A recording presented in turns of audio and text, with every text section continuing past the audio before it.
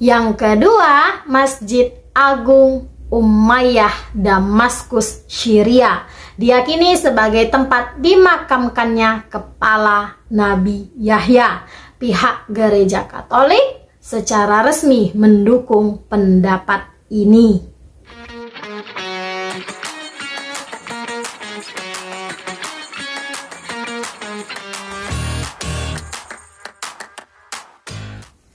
Halo, assalamualaikum. Kembali lagi di kisah para nabi dan rasul. Hari ini kita bakalan bahas tentang Nabi Yahya alaihi salam.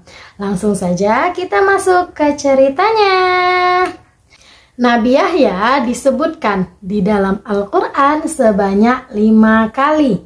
Ia adalah putra satu-satunya Nabi Zakaria yang dilahirkan saat orang tuanya sudah berusia lanjut.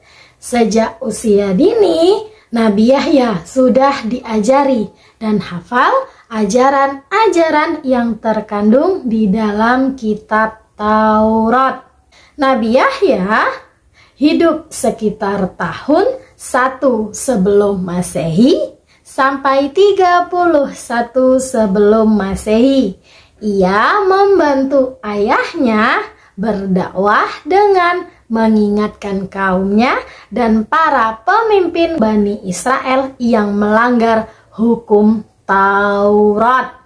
Di kalangan Bani Israel, Nabi Yahya dikenal sebagai ahli agama dan hafal kitab Taurat. Nama Nabi Yahya merupakan pemberian langsung dari Allah dan nama itu belum pernah digunakan sebelumnya. Berbeda dengan anak seusianya, ketika Nabi Yahya berada di usia masih kecil, beliau lebih memprioritaskan untuk belajar. Nabi Yahya juga memiliki ketekunan dan begitu rajin dalam urusan ilmu agama. Bahkan karena ketekunan yang dimiliki oleh Nabi Yahya, beliau menolak diajak bermain ria oleh para temannya.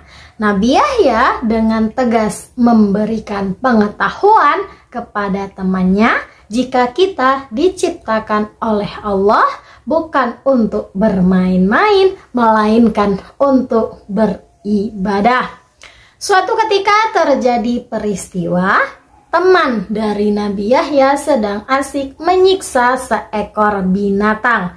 Namun Nabi Yahya tidak melakukan hal yang sama. Malah beliau lebih kerap berbuat baik serta memberikan kasih sayang penuh kepada setiap binatang. Dan diceritakan pada suatu hari ketika Nabi Yahya sedang dalam keadaan sendiri dan memanjatkan doa kepada Allah di gurun pasir. Hal ini dilakukan Nabi Yahya karena kecintaannya kepada Allah. Bahkan ketika beliau memanjatkan doa kepada Allah, air mata Nabi Yahya tak tertahan keluar. Dalam waktu yang sama pula, seluruh binatang yang ada di sekitar Nabi Yahya memilih untuk menjauhinya karena ingin lebih menghormatinya ketika sedang memanjatkan doa kepada Allah. Hal ini juga menjadi salah satu bentuk mukjizat yang diberikan oleh Allah kepada Nabi Yahya.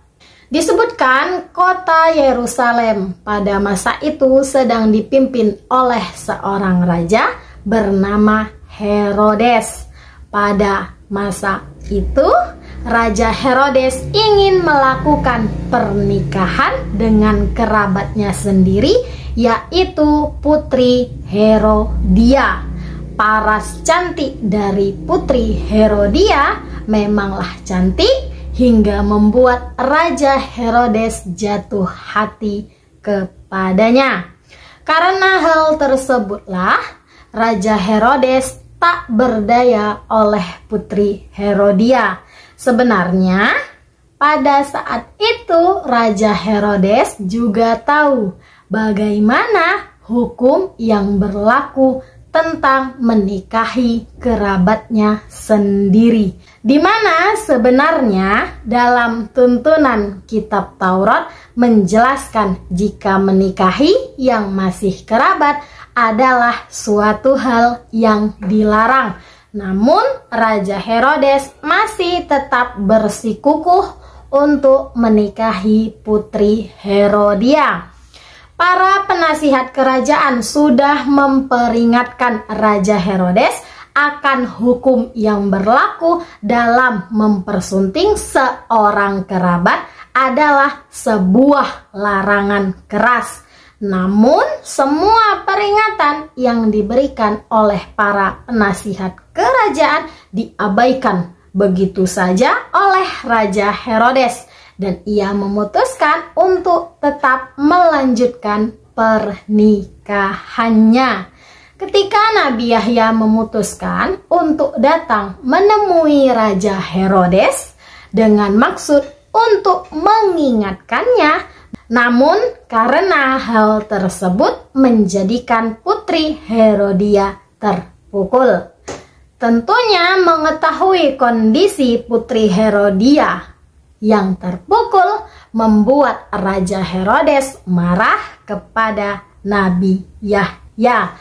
Selanjutnya, Raja Herodes memutuskan untuk memberikan perintah kepada pasukannya untuk melakukan pergerakan penangkapan terhadap Nabi Yahya serta ingin membunuhnya. Dengan rasa tenang, Nabi Yahya ditahan oleh para pasukan Raja Herodes.